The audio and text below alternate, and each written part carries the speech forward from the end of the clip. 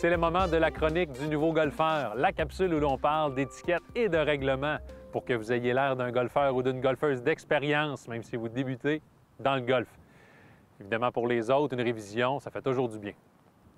Je parle de règles cette semaine, une règle qui fait beaucoup jaser, en fait, depuis la modernisation, il y a un peu plus de 2 ans, du livre des règlements, et c'est la règle locale alternative coût et distance.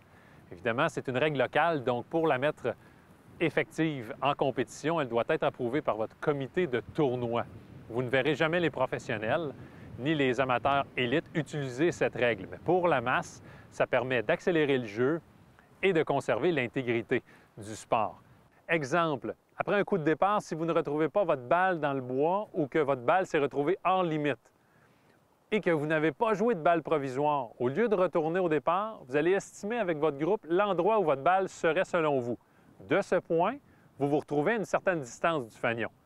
Vous avez estimé cette même distance avec la bordure de l'allée du côté du trou où vous êtes.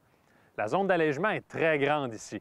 Vous avez droit à 2 longueurs de bâton de chaque côté de vos 2 points. Sans vous rapprocher du trou, évidemment. Il n'y a pas de limite vers l'arrière. Vous pouvez laisser tomber la balle n'importe où dans cette zone. Évidemment, cette règle locale encourt 2 coups de pénalité. Donc, par exemple, si j'ai perdu mon coup de départ sur la droite, je m'apprête à effectuer mon 4e coup. Alors, c'est une règle, une procédure que j'espère que j'ai simplifiée au maximum parce qu'elle permet de faciliter un bon temps de jeu.